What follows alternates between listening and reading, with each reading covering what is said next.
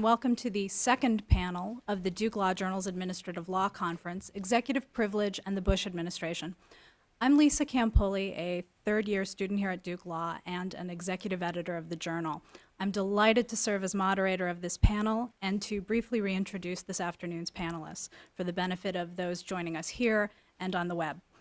Our presenter this afternoon is Dr. Lewis Fisher, whose paper is entitled Congressional Access to Information Using Legislative Will and Leverage. Dr. Fisher is Senior Specialist in Separation of Powers at the Congressional Research Service, and there are few political scientists, few people more knowledgeable about American political institutions and constitutional law. There are even fewer whose scholarship and assessments have garnered so much respect and recognition. Commenting on Dr. Fisher's paper will be Professor William Marshall, Professor of Law at the University of North Carolina School of Law. Professor Marshall was formerly Deputy White House Counsel and Deputy Assistant to the President, but he is not only a practitioner, he has both written extensively, as demonstrated by his publication record, and taught well, winning teaching awards at both Northwestern and Case Western universities. Commenting second on Dr. Fisher's paper is Professor Michael Munger, professor and chair of the Duke University Department of Political Science. Certainly, Duke's Department of Political Science is one of the best in the nation, and he is a distinguished faculty member there. Trained as an economist, he has distinguished himself in, among other ways, by publishing the best paper in public choice in 1995, serving as president of the Public Choice Society, and supporting his research with the National Science Foundation grants. Finally, I'd like to introduce Professor Mark Rozell of the Catholic University of America in Washington, D.C. This morning, Professor Rozell spoke on his paper, Executive Privilege Revived, Secrecy and Conflict During the Clinton and Bush Presidencies. Everyone at the Duke Law Journal and at Duke Law School is so just thrilled to have these distinguished panelists with us today. So we'll begin with Dr. Fisher.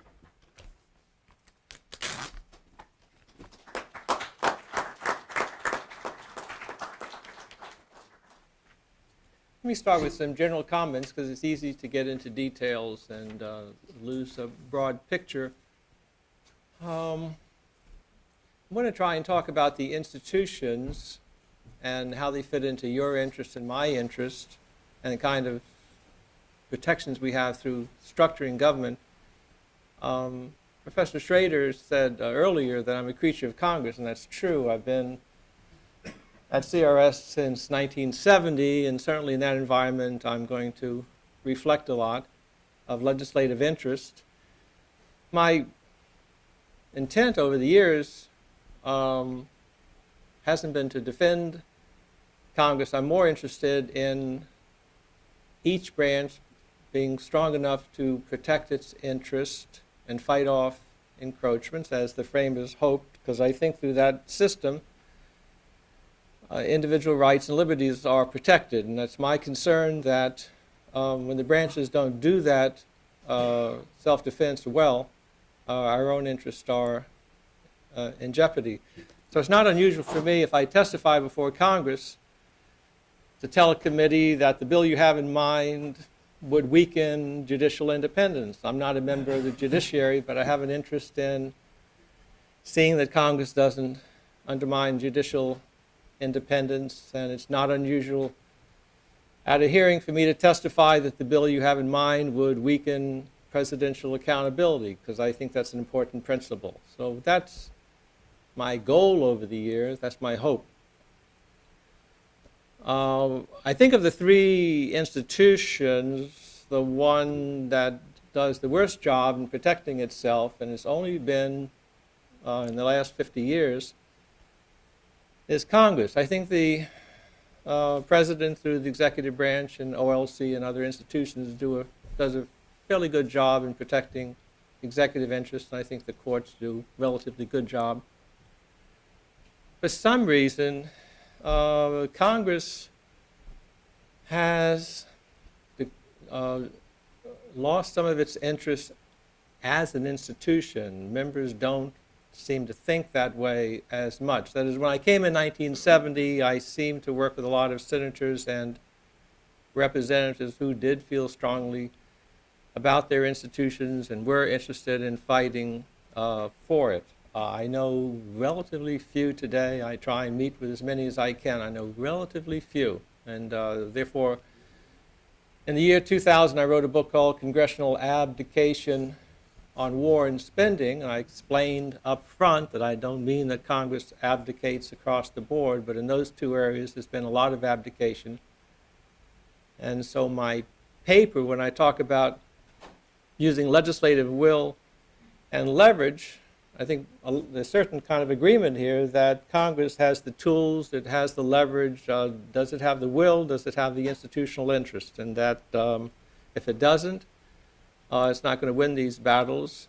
And if the executive branch picks up that Congress doesn't have much carry-through or follow-through, it'll do what Mark and I and others have watched, just drag it out for 2 or 3 years and hope that the members either don't come back or lose interest or go on to something else.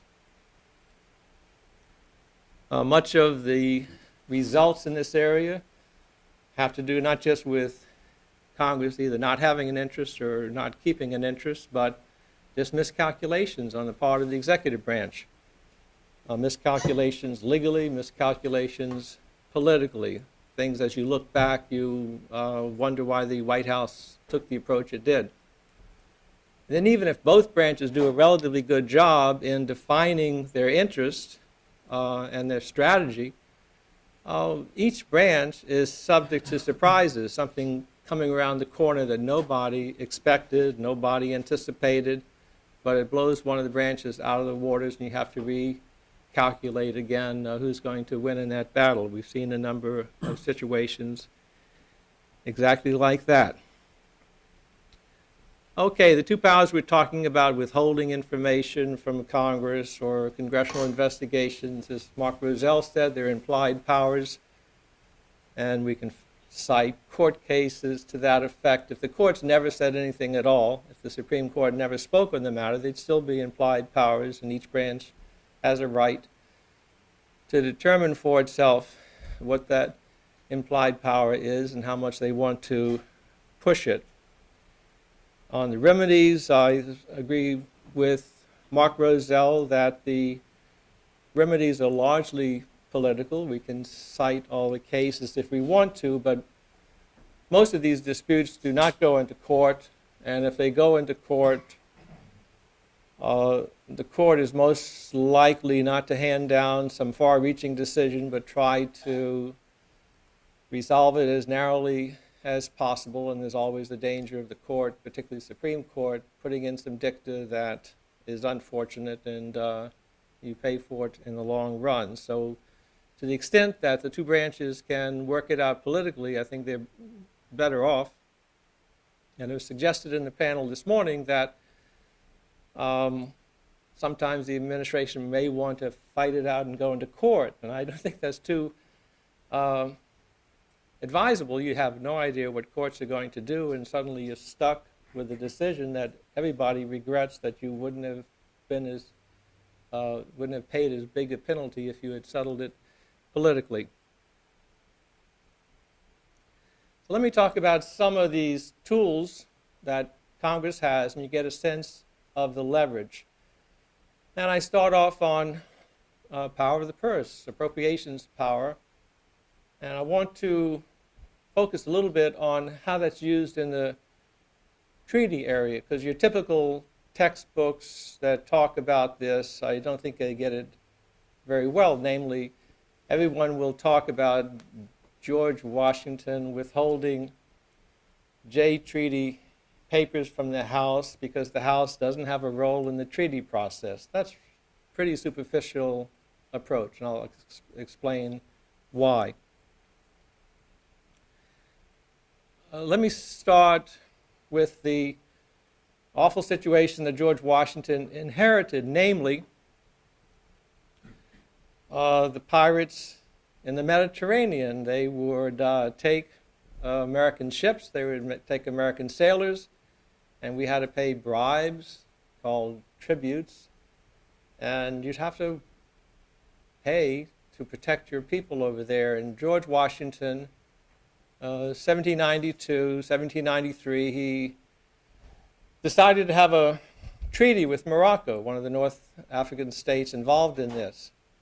And there's some very nice discussion that Thomas Jefferson has when he was Secretary of State, because George Washington thought, why do we have to go to the House on a treaty matter? Is there some way to borrow the money? And Jefferson said that's not advisable. If you borrow money, you're going to have to pay it back, and you have to go to Congress for that. So the smart thing to do on the treaty matter like this is go to the House first. And just like the Senate likes to be on board early, let's get the House on board early. So I talk about that in my paper, and that's the way it was done. In fact, I thought it was amusing that the dispute wasn't between President Washington and Congress, because the administration decided to handle it the way I just described. The dispute was more inside Congress, that the senators didn't want House members involved in treaty matters. But Washington took the high road and did it as I just described.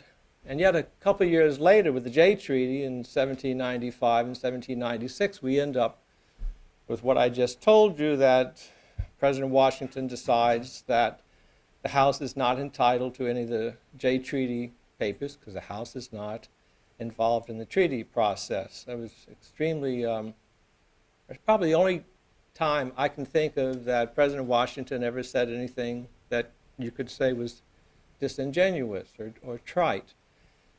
And I think it was a political situation. I think the administration made a judgment that if they do not give those papers and documents to members of the House, they'll be criticized, as they were. But given the way the treaty was done and the instructions and Jay going beyond the instructions and everything else about it, that Washington concluded that it'd be worse criticism to give up the document. So he took a chance, calculated chance, very little to do with constitutional law or constitutional principles. And if he lost the vote, he almost lost the vote. If he did lose the vote, then you can start on the next step on some negotiation. So I think that's the way it worked out, just deciding whether it'd be more costly to withhold the information or more costly to give it up. A few years later, with the Louisiana Purchase, Thomas Jefferson knew with you needing funding for that, you better give it over to the House, and it was done. To say that the House has no role in the treaty process forgets that if you can't accomplish something through the treaty process, you can do the same thing through a joint resolution, a majority vote in each House. For example, when the administration wanted to annex Texas, they could not get the treaty through, so they presented as a joint resolution, get a majority in the House, majority in the Senate, and once you do that, the House is the co-equal partner, co-equal with the Senate on that process. Contemporary, is not unusual to find a treaty promising a foreign government economic assistance or military assistance, but the treaty will say, depending on what you get out of not just the appropriation process, but out of the authorization process. So now again, House is co-equal with the Senate, and not just appropriation committees, but authorization committees. Impeachment, I discuss not just when there's evidence of criminal activity on the part of the administration, but wrongdoing, that's leverage for Congress to get information it might otherwise not get. The appointment power, I'm sure you all read about the sort of holds that individual senators do, and there's complaint about it. Well, that's the way the Senate operates. Much of what the Senate does is by unanimous consent agreement, where everybody's on board that we will proceed this way and there'll be these amendments and so forth, and that's a unanimous consent agreement, which means if one senator objects, you don't have an agreement. So one senator has a lot of leverage, and it's expressed this way through the holds. And I give some examples where Congress the Senate, unable to get information through the front door, will use a hold as a penalty against the administration until they either get the information or until they think that someone in the administration who's been a whistleblower to alert Congress to some wrongdoing is protected. And I give examples of that. Kleindienst nominated to be Attorney General. And the Nixon administration, the Senate wanted Peter Flanagan, a presidential aide, to testify. The White House says what Mark Rozell just told you, that the White House will say we don't, White House advisors don't testify, the Tom Ridge story. So, of course, the Senate says if you don't send over Peter Flanagan, we're not going to move on Kleindienst. Well, they sent over Flanagan. So that kind of leverage, just leverage if you want this. And even more striking when Associate Justice Rehnquist was up for Chief Justice, the Senate Judiciary Committee wanted memos that he wrote when he was head of the Office of Legal Counsel. And surely, it's a good argument by the administration. You cannot have internal memos that are part of the deliberative process. Fine principle. And so the Judiciary Committee says, fine, we won't report him out. So the White House says, I think, with some negotiation, we can find a way to get those memos to you. And that's leverage. Depends on how much Congress wants to fight for it, how much pain and blood they want to inflict on the administration. Not a lot of high legal principle. And I'm not trying to discredit legal principles and constitutional principles, but at a certain point, it's not decided on those grounds. Even though both sides have legitimate arguments, persuasive arguments, it's decided by clout and political muscle. Subpoenas, I go through some examples there.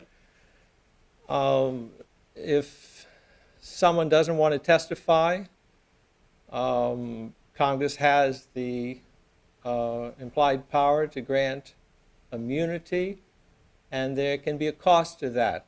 That by granting someone immunity, you might undermine prosecution from the executive branch. And the example being from Iran-Contra, immunity was given to Colonel North, and as a result of that, the prosecution of North and John Poindexter, both of them having been convicted, was overturned as a result of those so-called immunity baths, or the difficulty of getting anybody to say that their testimony wasn't altered as a result of the public hearings on Iran-Contra. And Lawrence Walsh, who was the independent counsel for Iran-Contra, understood that that's a legislative judgment, that if Congress decides that it needs information now, either to correct abuses inside the executive branch, or it needs information now in order to legislate, to prevent a reoccurrence, that's a legislative call.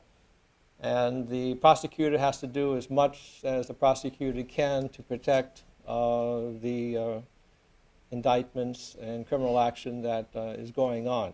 It's a legislative call. I talk about the Ashland case. This is a dispute between a member of the House, John Moss, and the Federal Trade Commission. Some of these arguments on the executive side are not just thin, they're just non-existent. FTC pointed to language in the Freedom of Information Act. Of course, FOIA has these exemptions with regard to access from the public. It's got nothing to do with access from Congress, and FOIA has an express language that nothing in here would entitle the executive branch to withhold anything from Congress. So eventually, Moss prevails on that.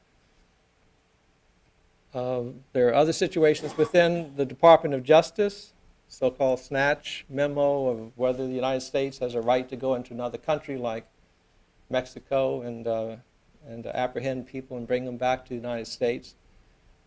That had been covered in an OLC memo that had been made public, but then OLC changed this policy but would not release that memo, and eventually Congress got it through a lot of pressure on the argument that if you're changing the policy inside the administration, we might have to legislate in this area, and to do that we need whatever public positions and legal arguments you've been making inside the administration. Power of Congress to hold executive officials in contempt, possible fines and jail sentences. Example from 1975 with Rogers Morton, Secretary of Commerce. There was a list of Arab boycott of companies doing business with Israel. For a while, the administration tried to keep that from Congress, but eventually caved. Henry Kissinger, Joseph Califano. Califano, there's a statute that talked about prohibiting the agency from disclosing trade secret information. That's, again, not to give it to the public. There's nothing any argument could be made to keep it from Congress, and eventually Congress got the information. But big battles, a lot of time and energy taken to fight these things out. Other examples, James Watt, in the early Reagan years, there was a dispute over a trade agreement between the United States and Canada.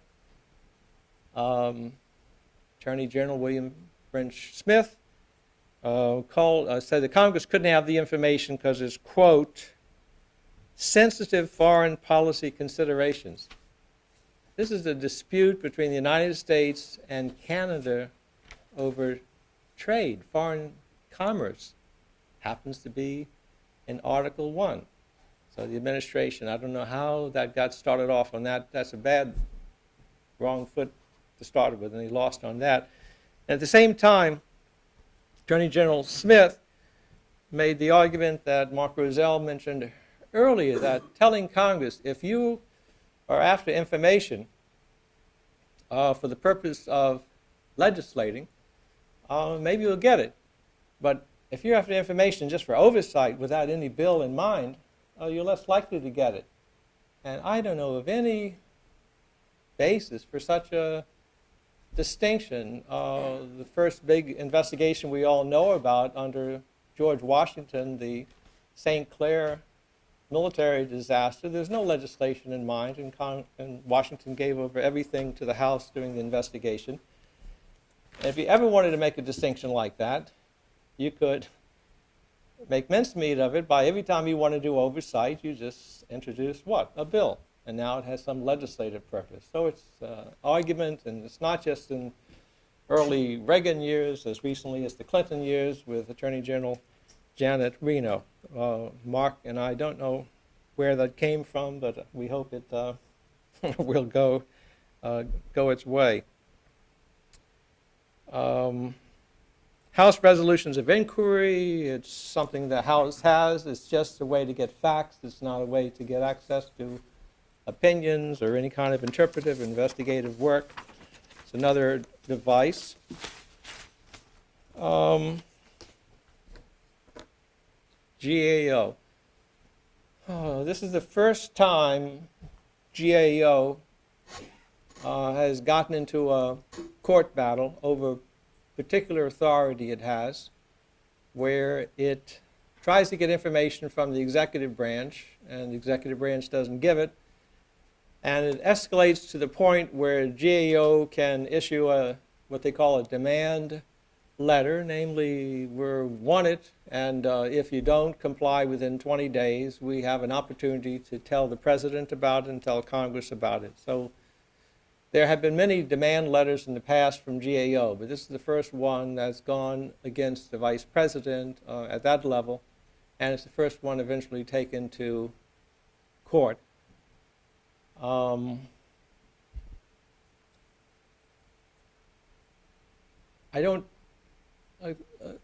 Professor Schroeder said earlier that some of these inquiries have a gotcha quality, and that's quite true, where Congress is trying to embarrass the administration. I think it's mostly that or solely that, and there's no looking for either wrongdoing or looking for some remedial legislation. It's just a way to embarrass the other side. And Henry Waxman of California and John Dingell of Michigan, as members of Congress, have every right they want to try to embarrass the administration, just as the Republicans would want to embarrass Clinton. That's the way it is, and members can do it. This is an unusual situation where if the minority or the party that's not the same as the one as the president wants it from committee, they can subpoena it and so forth. But instead of that, you had two members of the minority, very ranking, one ranking on commerce, one ranking on government reform. Instead of asking for it directly, they asked for it through GAO. Now, GAO is just like my institution. We're nonpartisan. I certainly work with Republicans and I work with Democrats.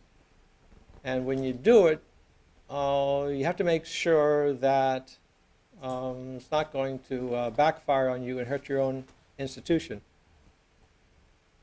So it's a very awkward thing for GAO to be involved in what I think from the start was an effort by Waxman and Dingell to humiliate Cheney and the White House by showing how much they depend on energy companies and industry rather than on environmental groups or consumer groups and so forth. And it raises a question, and I think Professor Schroeder did it very well earlier. I believe that if it starts out that way, if you know it from the White House level, that that's the game, there's nothing, quote, legitimate in terms of legislation or oversight. It's just to embarrass the administration. Still, even if you characterize it that way, and I think you can here, still seems to me the administration has to think it through. Okay, they're out to embarrass us. What's our best response? I would think a pretty good response is to say, here it is, and big surprise. We met more often with industry people than we did with consumer and environmental people. Big surprise. I would think that's a better approach. Even if you really are annoyed and offended at the motivation, I would think that's better than going through what we are now in, where that information is going to come out anyway. You've probably seen some of the front page New York Times stories where the reporters will run out and talk to these industry people. Did you meet with Cheney? Yeah, we met with Cheney. What did you talk about? This is what we talked about. It's going to come out. If it's not coming out of Cheney's office, it's coming out of the Energy Department. It's coming out of the other department. So I would think early, even if you're offended by what's going on, you have to make some calculation that, is this likely to come out? Are we able to stop it from coming out? And then you have to decide whether it's smarter, politically, to let it come out early and get it behind you. And I think in the Clinton administration, I think a lot of people realize that the blood shed was because they decided, even if Clinton as an individual might have benefited from an investigation dragging out, that it was a high cost for the whole administration. This GAO-Cheney conflict is also, to me, very interesting, and I detail it in my paper. I gave the Duke Law Journal all the correspondence, but I didn't even have to, because any of you can go on a website into Henry Waxman, run down, hit Waxman, and go into his website, and you can download to your heart's content every piece of correspondence going back to last April. And I think when it starts out, it's very clear that Waxman and Dingell want to get into the deliberative process. It's a very interesting word, because GAO is saying we're not interested in getting in the deliberative process. But somewhere in the middle, as the legislative request and the GAO request is pulling back a bit, as Mark mentioned, GAO is using other words that come, I think, pretty close to the deliberative process, namely GAO, even as recently as going to court, says it's interested in the formulation of energy policy and the development of energy policy. Well, you can't get there unless you get more of what they're actually asking for, because what they're asking for is names, dates, locations, and subject. I don't know what the subject would be, but say the subject of the meeting was alternative sources of fuel. That doesn't get you very far, and someone's going to say, what do you mean by that, and get you a little bit more. So the more you flesh it out, the more you go toward how the policy was developed and formulated, I think the closer you get to the deliberative process. And maybe Cheney understood that from the start. So I think both sides are paying a penalty. GAO has greatly offended Republicans to the extent that there are threats to make GAO pay a cost when it comes up to the Hill for appropriations. Cheney is paying a cost. You really wonder what the principle is. And we'll see. Now, if it gets into court, what's a judge likely to do? I think it would be very interesting for a judge to ask, why didn't the administration use a tool that Congress gave it? Namely, if you don't want to give GAO that information, the statute says that there can be a certification either by the president or the OMB director, and that ends the story if you hit a category A, B, or C. For some reason, the administration didn't use that. So a judge might say, why didn't you, since Congress gave you that procedure, use it? And another question, I think, is this a real conflict between Congress and the president that's worth being adjudicated? Is it ripe? And I'm sure some of you are familiar with some of the war power cases where a member of Congress or a lot of members of Congress would go to court and complain that the president was violating the War Powers Resolution or violating the Constitution. And judges routinely say this is not ripe for adjudication because it is not Congress as an institution going against the president. That is, Congress hasn't done anything by bill or any sort of opportunity that Congress has, and instead just a handful of members have come in to make this claim. And while the handful of members comes in, there's a handful of other members coming in saying the president is not violating the Constitution and he's not violating the War Powers Resolution, and judges say, we're not going to get involved in this until it's right. And I could see something like that developing on the Cheney business. Tom Ridge, I have no idea what the White House strategy is on this. To say he's an advisor, I think it's sort of laughable when the Homeland Security is spending $38 billion. He'll say that that money is being spent by those other departments, not by me. But I think the administration, by doing it, if it looks down the road, what is it encouraging? What is it even insisting on and requiring is for Congress to pass legislation to override the executive office that made Ridge a personal advisor to the president and changing it into a statutory instrument. That is an agency created by statute and probably with confirmed position. And otherwise, Congress, that's the only way the Congress can override this argument that he's an advisor. And I'm sure you've seen the press, and I have the letter from Ridge to Senator Byrd saying that, how about a compromise? How about instead of you calling me up to testify, how about if I come up on a voluntary basis and that the hearing, the meeting, is informal and that the press and the public will be invited? And I have no idea where that one's going, because the original complaint was separation of powers. They really brought it up to that level, that the Ridge is an advisor to the president, and any process by Congress would violate separation of powers. But if Ridge is going to come up before the committee in public session, I don't know what you've accomplished by that. So that one has not been thought through very well. So I just close with a couple of remarks. I think courts play a generally marginal role, and that's for the good, not just good for the two executive and legislative branches. I think it's good for the courts. I think they do have a marginal role to play, and it's good that they stay out. when they do intervene, the most famous case, Nixon on Watergate, you have a risk of the court going beyond what was argued, going beyond what was briefed, and coming up with some dicta, as Chief Justice Berger did, where he talks about the, quote, need to protect military, diplomatic, or sensitive national security secrets.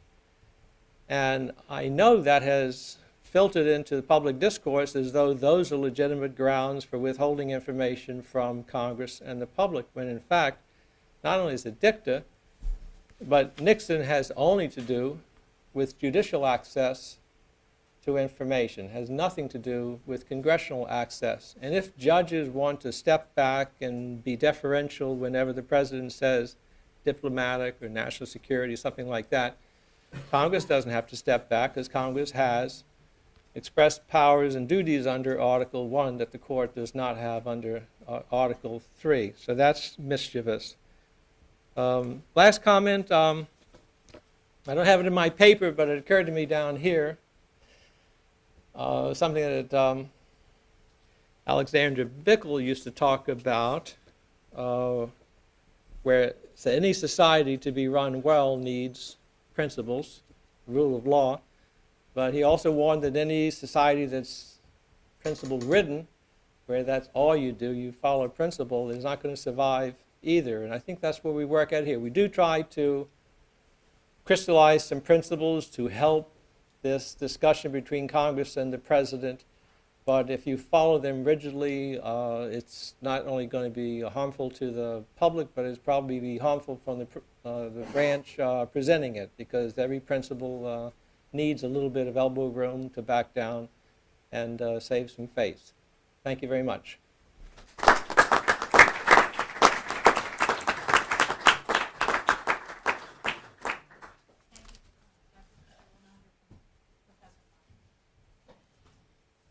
I want to thank the Duke Law Journal, particularly Shannon Stevenson, Nathan Henderson, for inviting me here today. It's an honor to be really with the two leading legends in the area of executive privilege, even more than Richard Nixon. I think that Mark Rozell and Louis Fisher are really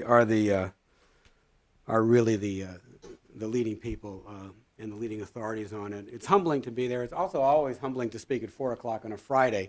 Maybe I shouldn't thank the Law Review so much for asking me to speak at 4 o'clock on a Friday, particularly after a lot of brilliant papers have already been given, because you can't help being somewhat repetitive.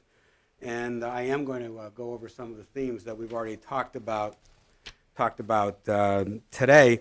Fortunately, although my degree of difficulty is high, the French judge is in attendance, and I'm told that she's going to help me out a little bit. Congressional oversight. We've been focusing on executive privilege here, but it's interesting to look at congressional oversight and what are its limits. Now, there's a good question. Are there any limits at all on congressional oversight, and how does that play into the sort of gamesmanship, this political struggle that both Mark Rozell and Louis Fisher have been referring to? I went and got during Louis Fisher's talk maybe where this difference between oversight and legislative, where the difference between the oversight function and the legislative function come from. Professor Schrader gave me this before the meeting today, because I was asking him. I also didn't know. But in the Senate Select Committee on Presidential Campaigns versus Nixon, the court in that case, the appellate court in that case, said that there was a clear difference between Congress's legislative tasks and the responsibility of a grand jury or any institution engaged in like functions. The court distinguished between the fact-finding of a legislative committee, which looks prospective, and the fact-finding of an investigative function, which looks backward to try to reconstruct events, and suggests possibly that Congress is more at home when it is engaging in the prospective fact-finding than when it looks backwards. So that might be the derivation that you were referring to between the two. Having said all that, I don't think it means anything. I think Louis Fisher's absolutely right that you can pretty well characterize anything as a legislative oversight.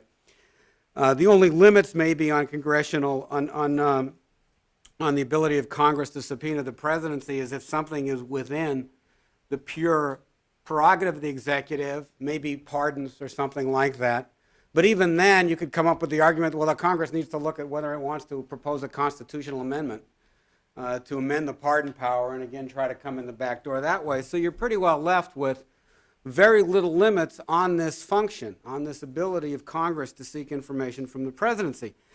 At the same time, and Professor Schrader was alluding to this earlier, there's virtually no political cost on Congress when it goes after this information. First of all, usually the people who are doing it are the most partisan people elected from the safest seats imaginable for the particular party that they're in. They will be able to do whatever they want because they're going to get reelected no matter what happens because of where they're coming from. But even if they don't come from particularly safe seats, there's very little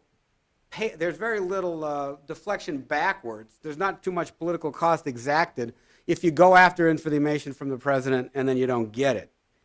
In addition to that, there's no actual cost. You tell a staffer, write a letter suggesting that the president turn over all documents related to global warming.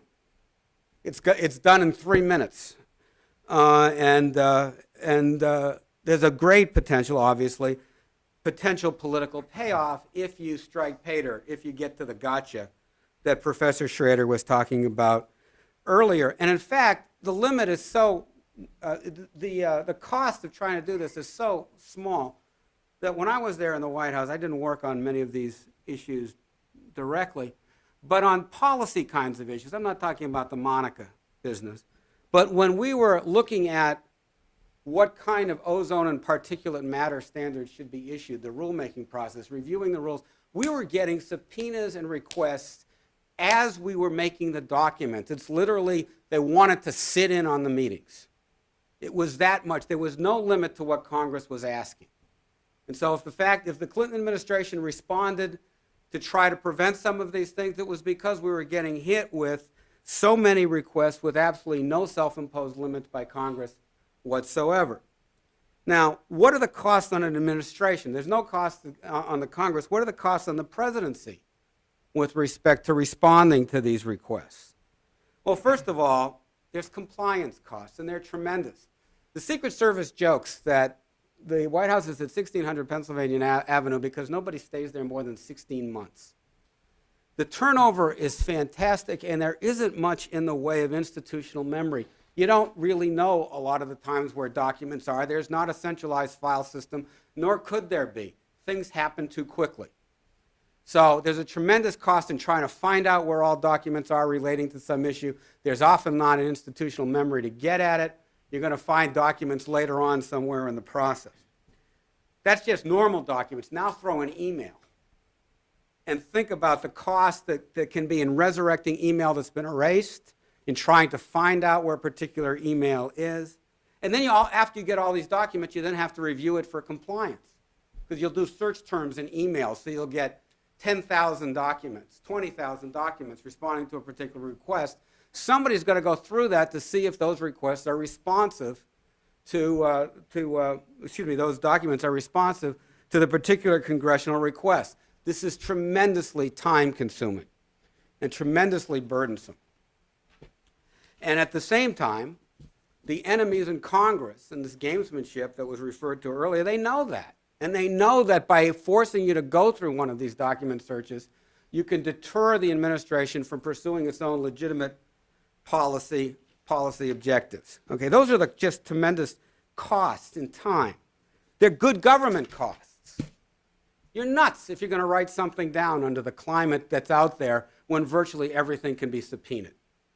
Why? Is it because there are all of these charged documents? No, it's because you want to write things or you want to try to analyze things by looking at opposing arguments. If you're a Clinton administration and you're dealing with global warming, I'm just making this up as I'm going along here, at least in terms of the hypothetical, maybe somebody's going to say, hey, listen, the science may not be really all that good here. Well, think about what happens if that document gets out.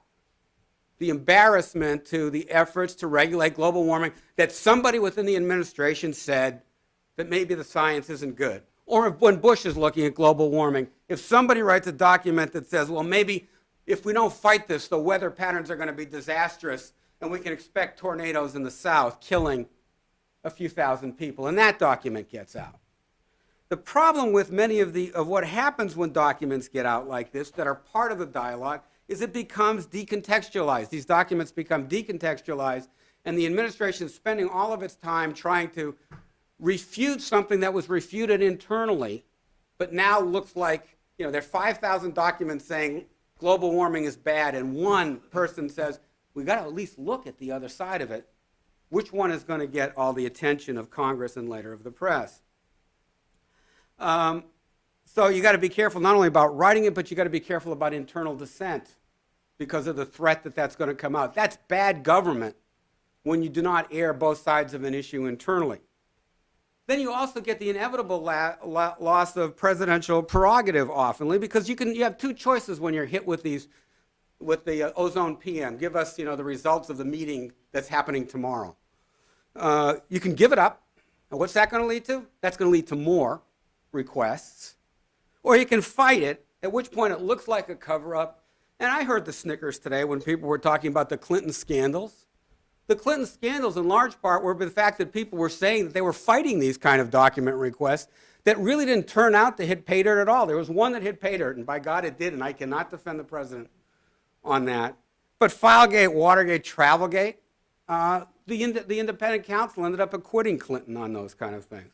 And this isn't applying to, by the way, the Clinton administration also applies when the Republicans are in power, too.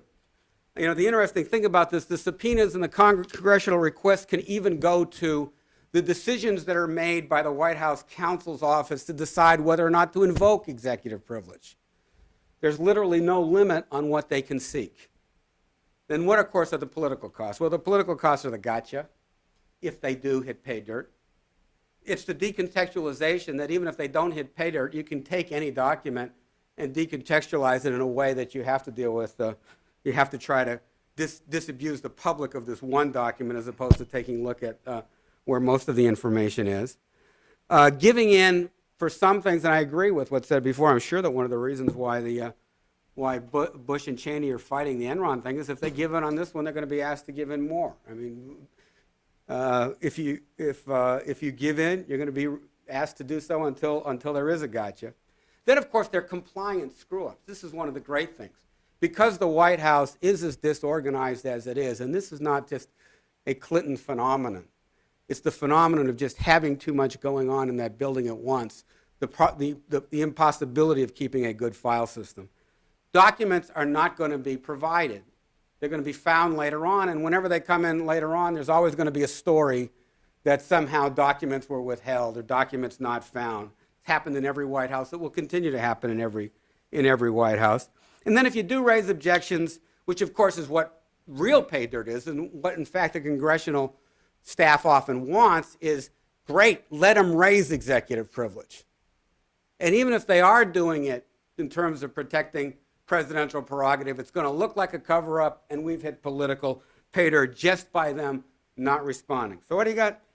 A summary to this point, you got no costs on Congress with a great massive payoff, well, at the same time that you have massive costs on the executive in terms of responding to these document requests. Okay, that's the background. Now I agree with both Mark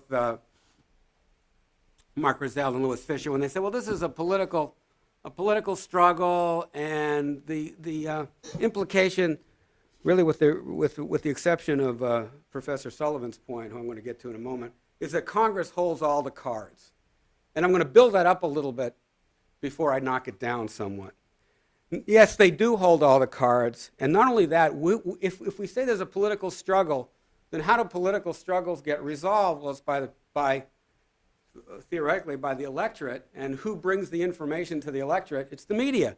The media is the referee in the fight between whether or not the information should be disclosed or it should be retained. And the media generally is going to have its thumb on disclosure. Why? That's its business. It wants the information. So generally, you're always going to see that. This is particularly true in scandals and stories about scandals because the public is very interested in scandals. Notice I'm not saying public interest. I'm saying public is interested. And that also correlates very nicely with what Professor Schrader was talking about earlier, how Congress, because it knows the public is interested in this, is interested in engaging in these kind of document searches precisely to get at scandal-like material. Okay, that's the side. Thumb on disclosure. Things look real bad for the presidency here, and I think they really are if any of these requests are done under the rubric of looking for scandal. But there's another media factor at work that we haven't talked about all that much, and that's the media power of the presidency, which is phenomenal. The presidency is a lot stronger institution now than it was when it was originally designed, in part because information and communication is so central to our government right now. The president can set the agenda. The president can control the agenda in a way that never used to be possible. At the same time, we meaning the public, identifies more with the president than with the Congress, which is another pressure indicating that gives the presidency a greater amount of power. And the public, generally, outside of the scandal issues, doesn't like to second guess what the president is doing. Our instincts are automatically for loyalty, and this is not just a post-September 11th phenomenon, it's our history. It's not necessarily a bad history, it's the truth. It's the way that we react. So what do you get here? It's not surprising to me that there would be more interest in the press pursuing Monica Lewinsky than in pursuing Tom Ridge, because there's less congressional will to force Tom Ridge to come to the table. There's less public interest in having Tom Ridge come to the table because the president can control that kind of policy inquiry in a greater way, or control the message surrounding that, than he could if it was a scandal. So what you deal with when you get to non-scandal issues, when you get to issues of good government, when you get to what Louis Fisher says why he's concerned about these issues, he's concerned about separation of powers. I believe I heard him right, because he's really concerned about how that's going to affect ourselves individually and our own civil liberties, and separation of powers is a way to protect individual liberty. I agree with that. You get the president empowered, the president most invulnerable to the congressional requests because of how he's politically situated, in times where it may be most dangerous. And this is what I think Professor Sullivan was causing us to have concern about earlier today, although he was coming at it in a different way. Congress is going to have less will to go after the executive when the executive is couching itself as doing something in terms of national security or protecting our interests than with respect to scandal. The president's going to have greater capital with the American people to be able to do it. So the irony of this, I was thinking of the First Amendment at the end of, coming to the end of things, because you all had First Amendment law. What's the great irony of the clear and present danger test? Is that just at the moment his speech is going to become effective, that's when the government can stop it. And it's the bottom line of it. Just at the moment that we most need congressional investigative power may be the time where it's least available. Thank you.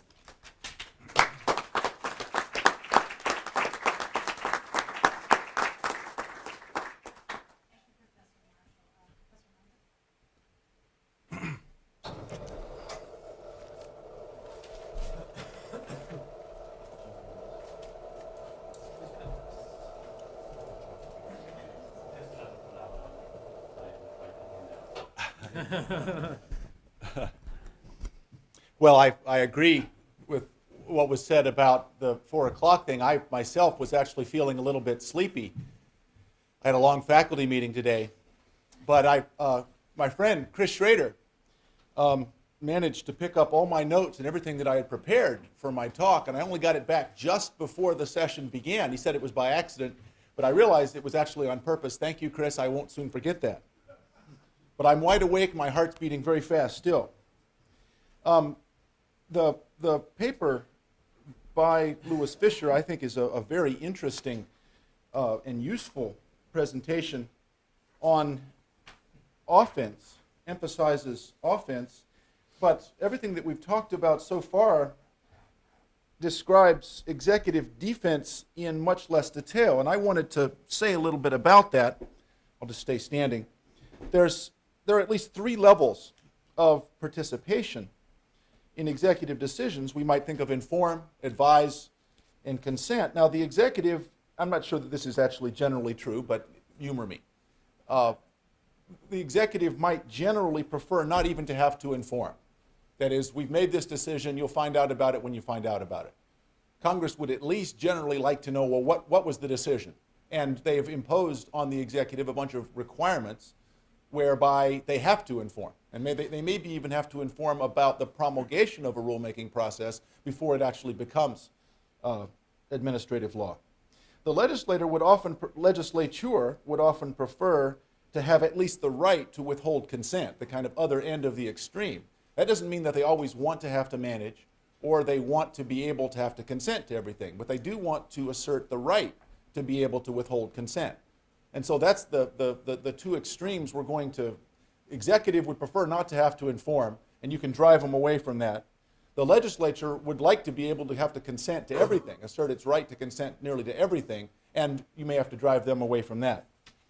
So how is that going to work? Well, what I want to list is what kind of executive defenses are there. And one of the ones that we're often going to see invoked is national security. And there's a lot of ways of saying it, but it has something to do with national security. The second kind basically comes under work product. It's a little bit different from work product, but some kind of attorney-client privilege, or we should not reveal this because it's private. It's actually not national security, it's just private. There are a variety of statutes that require non-disclosure, and it may be easy to invoke those and say, well, we can't reveal this. This information was obtained under a set of statutes that don't allow us. And you Congress, can change the law if you want, but as long as this law exists, we can't give it out. There's internal deliberation. Now, there's personnel matters, things that require candor. If anything that we're going to do that's like that, we don't want to have to share the information. And then, much more nebulously, there's executive privilege or separation of powers. Executive privilege, as we have heard, didn't even really exist as a legal doctrine until the 70s. So asserting it was one of those instances where the executive may be able to obtain a right by asserting it if anybody will believe it. But unless someone will accept it, okay, yeah, executive privilege exists, it's hard to say just what it means. It may mean that the executive doesn't have to give out the information if it doesn't want to. So it isn't clear that number 5 actually is a separate kind of standard. It may be based on one of the other 4, but they're going to say, we're asserting executive privilege here, and the reason has to do with one of the other 4 that I've listed. Well, what are the tactics? I've said something about what are the formal kinds of defenses. What are the tactics? My experience was in the executive branch. I worked for the Federal Trade Commission, and I worked for the Federal Trade Commission in the first Reagan administration, the early 80s, right after the Federal Trade Commission had very considerable difficulties with Congress. And it was clear that one of the big advantages that we had, and I think generally it's typical problem in discovery, you don't have much knowledge of what to ask for. Now, it may be that if it's a very high-profile kind of thing and people know that there was a meeting, you say, we want the minutes from this meeting. But it's very difficult to say, we want all of your records. Give us all of your records. Well, no, we're not going to give you all of our records. What is it that you want? Well, I don't know what document I want. This was the problem during Watergate. It's hard to know precisely what document, what information you want unless you've seen it. So unless you've seen it, you can't say, I want the letter from March 4th, from Smith to Jones. So you may have very little knowledge of what it is you're looking for. If you've worked in discovery or you've worked in trying to get records, you've seen quite a bit of this. The second one, it's easy to fog up or camouflage the information that you're providing. When I worked at the Federal Trade Commission, we would ask firms for information about a pending merger, and I'm confident that they provided it to us. And they also provided a boxcar full of other materials. And there's hundreds of boxes. They would come in on dollies. And we would have a few days, and it was in there. It was in those boxes somewhere. And they had, in fact, complied with the letter of what the statute said. They were providing this information. They didn't provide it in any way we could find it in any reasonable time. Now, you can go back and you can say, no, we want it in this form. Well, we can't really do it that way. That's not the way our database works. We can give it to you this way. Okay, we'll try that. More boxes. Still, it's very difficult to say, is the information that I want anywhere in here without a great deal of work? There's the public counterattack kind of strategy that we've heard about, where you can say, no, and the reason we don't want to do this is you're just doing it for your own political benefit. And then delay may simply be enough. I don't mean Tom. But although that's also true. But it may just be that people are interested in this now, and we'll say, well, it's going to take us a long time. The way our records work, in fact, we can have it for you in 2 months. Well, that may be the end of it. In 2 months, when it gets there, it may not matter anymore.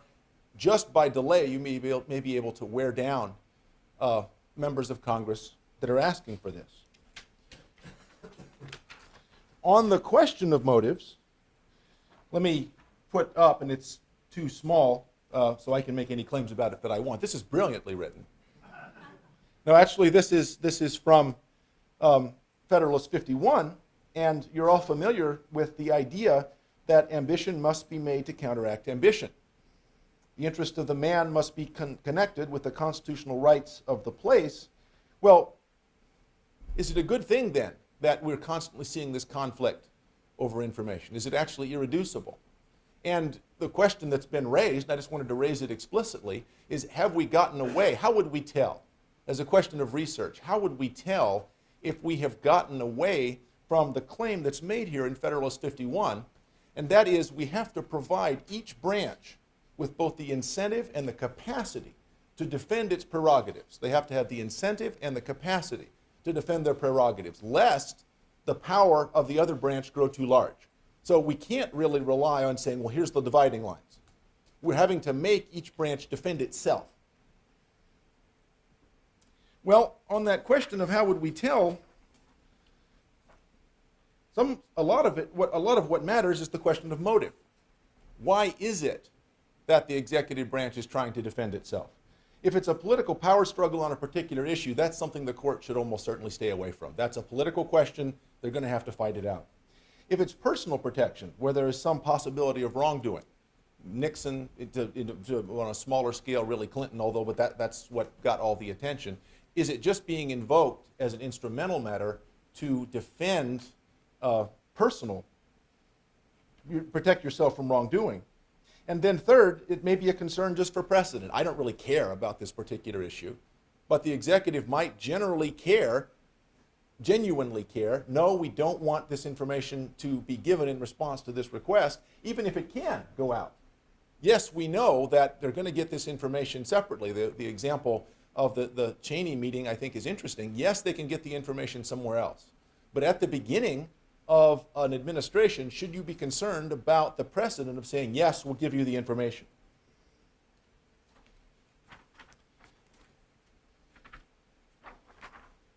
But what I wanted to set up was a 2x2 table. I'm a political scientist, and we have to. I was looking at the contract, and we have to do that. We have to have a table of one variable up against another. And we see here a set of actions or things that the executive might do. And across the top, we have different motives. National security will work whether it's politics, personal protection, or protect prerogatives. Work product is much more likely to be personal protection. Obviously, you're going to invoke that when it's my attorney. Well, it's not your attorney, it's a government attorney. Well, no, but really this is a work product thing. I confided in them, and so that's much more likely to be personal protection. Statute is more likely to be, that is a statute that says non-disclosure is less likely to be personal protection because it's not those kinds of records, and so on. I may be wrong about the way that I've categorized this, but the point is that different tools are going to be used probably when different motives are at work. Let me make one last point, and this is one that I think was striking to begin with, but now, after having heard today and thought about what Professor Sullivan talked about, I think it's even more important. And that is, what is the phenomenon here? What is it that we're actually saying that we're studying? The frequency of what? What is it that's going on that we're concerned? What the Federalist 51 says that incentive and capacity has to be given to the branch to defend itself, to defend its prerogatives. How would we know if there's a problem? Well, I'm going to guess, this is only a guess, I have absolutely no evidence of this, but I'm going to guess Jesse Helms in '96 would have loved to have had Harvey Gantt's tax records. Would have been a big help to him. Harvey Gantt, his opponent, was an architect, had his own business in Charlotte. Would have been great if this member of Congress could have had this information from the executive branch. Is there any way in hell he would even have asked for it? No. No, he didn't ask for it. Executive branch wins easily on this question. Things like this happen every day. Yes, hundreds and hundreds of instances where somebody in Congress wants information that the executive branch just stone has, doesn't even ask. So there's no request that's made, or else it's quickly blocked. Now, it's tempting to conclude that many or most battles are won by Congress, but it seems to me that almost the opposite is true, if we think correctly about the phenomenon. Congress almost never wins. The executive branch almost always wins. What is the phenomenon? Let me give you an example to try to clarify that. Political science, the classic example of this kind of endogenous definition of a phenomenon, were some early studies on alliances. What people did was they looked at military alliances and they noticed that most of the time when alliances were attacked, they collapsed. The conclusion is, alliances are not very good as a way of defending. Well, listen to that. Alliances, when attacked, collapse. Can you conclude alliances are not good for defense? No.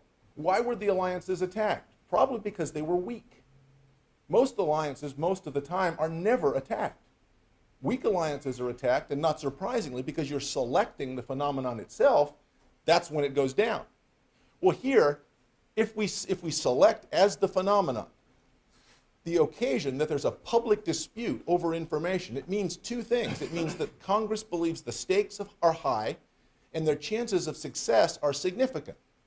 Most of the time, one or both of those conditions are not met. The executive branch almost always wins. So I'm going to argue that the defenses the executive branch has are very significant. We shouldn't under-consider them. Thank you.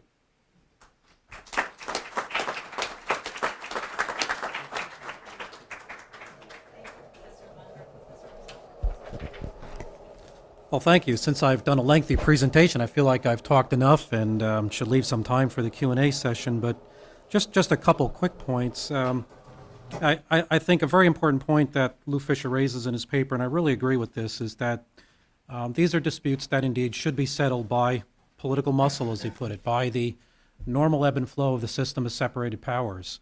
Very often when I talk about executive privilege, I get questions whether we should have a statutory definition or should we have legal clarification of the principle of executive privilege.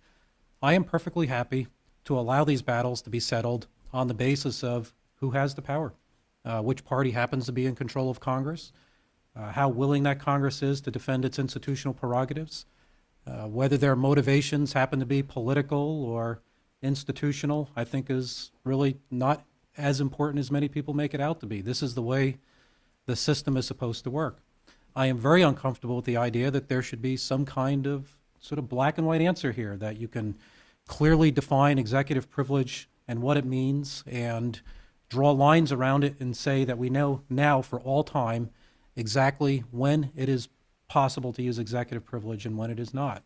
I think our constitutional system survives and does much better when there is constitutional ambiguity with regard to the system of separated powers, and that these matters should be settled by the political back and forthing that goes on rather than trying to settle it through legal certitude. And I think it would be a big mistake to move in the direction of trying to find legal certitude in this area. Maybe just to have a little bit of fun here, just for a minute, because oftentimes too, when I've talked about this subject, and a couple comments today are indicative of this point, people point out that, well, Rozell, you're very critical of what the Clintons did and how much the administration was using executive privilege, but look what they had to be up against with the Republican Congress. As White House counsel Jack Quinn wrote in an article in Legal Times, the Congress that wanted everything was the title of his article. And maybe he's right. I think there's a lot of credibility to the argument that there were many Republicans who, and there's a record there, wanted to get Clinton, no doubt about it. But also imagine a situation where the administration did not improperly fire people from the travel office and then impugn their professionalism. Imagine a situation where the president listened to his pardon attorney and did not pardon the Puerto Rican terrorists. Imagine a president who comported himself with dignity in the Oval Office rather than what he did in the Lewinsky case. And I can go down the list of every single example of where I talked about the administration using executive privilege improperly. I think they brought a lot of it on themselves, quite frankly. I don't think the Republicans, no matter how much they wanted to, quote unquote, get Clinton, would have been able to go after the administration if the president did not give them so much of a big target to go after by the president's actions and by the actions of some people within the administration.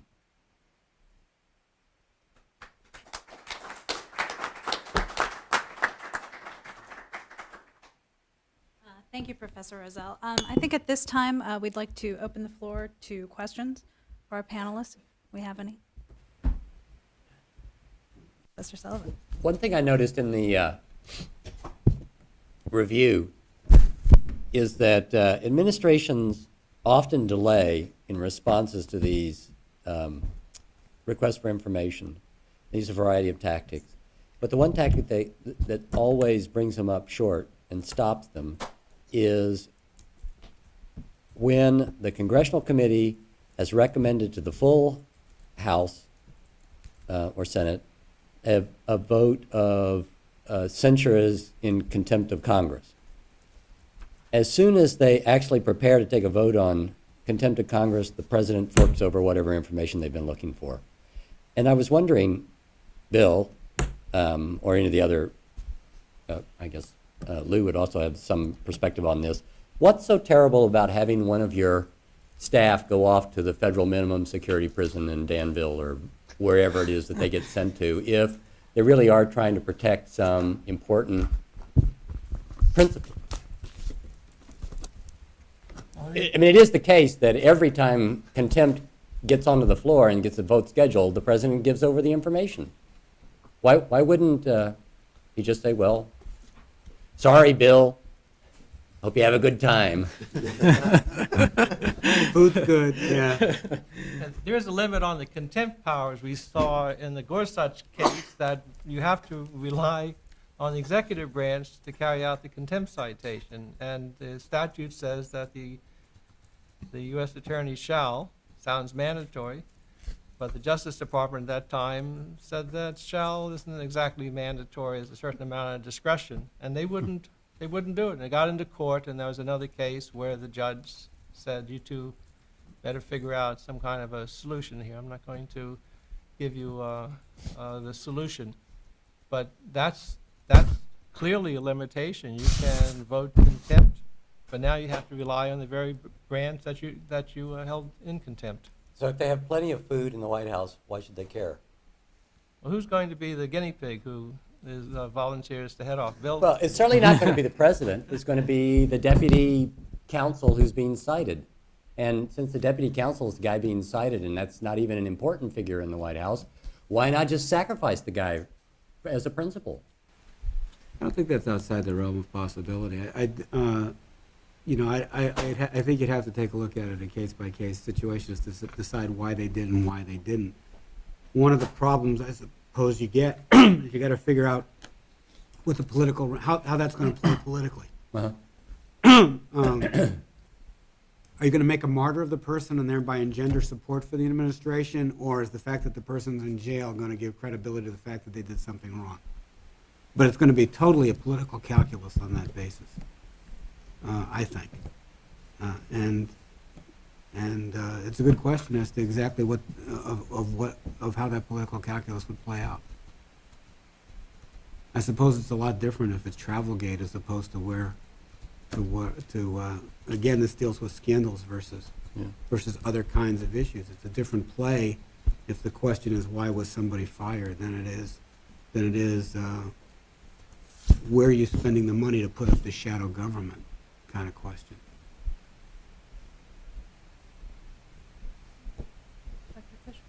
I wanted to take about 2 minutes to respond to what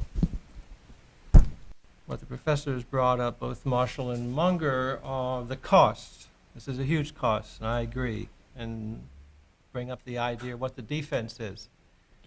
To me, just to look at Cheney, GAO, the defense is to have enough political smarts when the Bush administration comes into office, knowing George W.'s background in oil and Rumsfeld and Cheney's background in industry, that if you're going to set up a task force on energy policy, be politically smart enough to make sure you visit and meet with a broad group of people so that when the list comes out, you're not embarrassed by it. And I think you've got to have enough smarts. And I know I read one newspaper article that they met with someone from an environmental group, and after the meeting, they came out on the White House lawn, and there was the press and so forth, and that was clearly to send the signal that, look what we're doing, because they didn't do that probably ever with an industry person. But that's the protection, and I was on the Iran-Contra committee, and I think one of the conclusions we came up with, even on covert operations, as sensitive as that is, if you're going to do it, you better be comfortable that when it becomes public, and it will become public, that it's something you feel comfortable with and it was in the public interest and you're happy about it. And that's the protection for, and Mark is correct about Travelgate. My heavens, if you want to get rid of those people, the president had full constitutional power to fire them, say, I'll give you a week's notice or whatever you want, but don't do it the way they did it early in your administration and cripple yourself. And you can't blame that on anyone other than the administration. Are there any other questions from the floor? Professor Schrader? For Mike Munger primarily, I'm interested in how this issue of how you define the phenomenon. You might make the case, it seems to me, that Congress wins almost all battles instead of losing all of them, because there's an enormous amount of information the executive branch gives over to the Congress willingly. In the same way that Jesse knows he can't get the FBI records, the Department of Justice knows it's got to give an enormous amount of information to the Congress. They do it at the staff level. No one ever hears about it. But the data flow, when a staff member of a committee or even an individual congressman or senator calls up, is 99.9% of the time instantaneous. You drop everything in order to make sure that the guy who's chairman of your appropriations subcommittee is content, or the legislative aide who works for him is content. So I like to press a little bit on what the phenomenon is, because I think there's a case that you look at it another way, you reach just the opposite conclusion from the one that you reached. The answer is longer than I can give here, but let me take a shot. It seems to me that you have to accept, well, you don't have to. I believe that Congress always can get anything that it wants. Congress wins if it cares. So what is going to matter is how Congress defines a set of rules, because there's a lot of things Congress doesn't want. There's records, there's information, there's responsibility Congress doesn't want. I tried to word it carefully when I said it wants the power to be able to say it can withhold consent. It doesn't want to have to consent to everything. It wants to be able to delegate reliably. So there's a set of rules. So within that context, then win or lose is at the margins where rules are contested. Is Congress mostly going to win or mostly going to lose? Probably Congress is mostly going to win that, because if they really care, they can make threats. But much of the information within the rules about non-disclosure, about all the other things that Congress has given the executive protection for, most of the time, the executive wins on that. It doesn't even come up, because members of Congress don't want other members or challengers to be able to go to the IRS and get their tax records. So they put that beyond the ability of anybody to get. So I think that the phenomenon here is ill-defined, and it's not clear to me what it should be. But I think it's an open question whether Congress has too much power to do this, or whether it's about right, if ultimately the power to decide what information Congress gets is in Congress' hands. I just wanted to say it's a more complicated question than it would be if we define the phenomenon itself as being, well, there's this dispute. Because before there's a dispute, there's a bunch of strategic calculations that have gone in from both sides. Any additional questions? And I want to follow up on that, because the executive can't get Harvey Gantt's tax either. The presidency could not get that if they wanted to.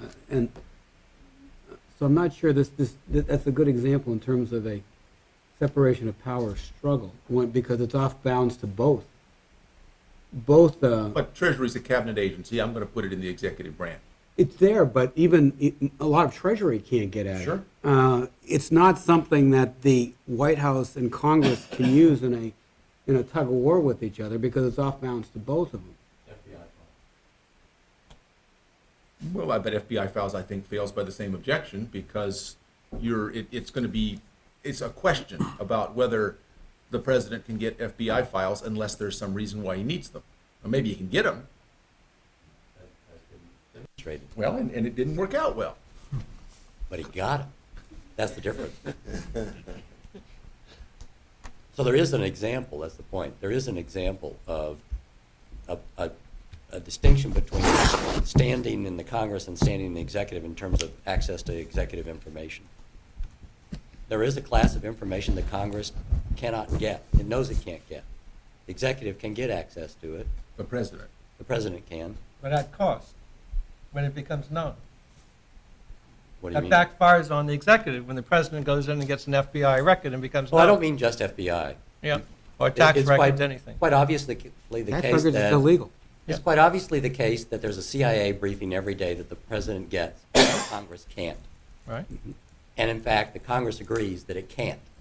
Not only that it can't, but it doesn't want to. It agrees that there is a public interest in the non-circulation of state secrets. The more hands they pass through, the less likely, the more damage can be caused, and we'll all suffer. Well, the intelligence committees don't expect to get that briefing because they supposedly have good enough access through the intelligence community, and I think they generally do. So they don't need that early morning briefing. But that's a specialized group that was selected. It's not the entire institution. Congress And the made it- point there is that there is a common agreement upon what constitutes things that we don't want widely circulated, and the Congress never asked for those. And that's part of this process of deciding whether or not the few cases that we observe are eccentricities or the main line of executive privilege in dispute. And Michael's point is that they're not necessarily the main line of, and mine too, that they're not necessarily the main line of what is at dispute in the real concept of executive privilege. What's really at stake is the things they commonly agree on, and how often they don't violate those agreements.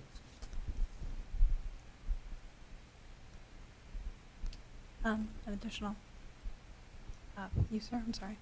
Well, where does something like constituency services fit into this? Like if Mrs. Jones calls her congressman and says, they're not giving me my Social Security checks, why not? And the congressman writes a letter to the Social Security Administration.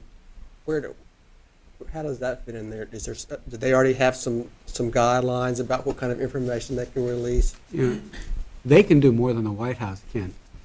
Congress can, in terms of pressing executive agencies for action, one of the ironies here is that the White House is governed by all kinds of rules which prevent it from getting involved in specific disputes. Congress is not subject to those limits. So part of this phenomenon that we're talking about actually goes the other way. I think that part of where I'm disagreeing with Michael and Terry is that the area that you're talking about is not where it's the White House in executive privilege discussions with the presidency. It's executive databases, which are something different. I agree. Michael's analysis is exactly right. Congress has put a lot of that off limits to everybody for reasons such as privacy and everything like that. But the fights that we're talking about here are really where the political fights are between the executive and Congress. And there, I think, Congress does have all of these powers in certain circumstances. But I don't want to underestimate the power of the presidency on these as well. Our time is drawing to a close, so I think I'd like to end with my question to the panel, which is something that was a common concern when people expressed interest in attending the conference today. And it's this: if we unite around the common themes of political will or incentive, and in fact anticipatory politics between the legislative and executive branches, what are we to expect I'm asking you both to generalize and to play pundit for me for a moment, from Congress and from the executive in the next 8 months leading to the midterm elections. Well, the members of Congress, particularly the Democrats, who are so close to recapturing the House and have a very narrow majority in the Senate, they'll do everything they can. It's very interesting. Both President Bush and Tom Daschle and everyone will use the word nonpartisan. And it's amusing to me because everyone on both sides are going to kick the other side as much as they can to get benefit to prevail in the upcoming election.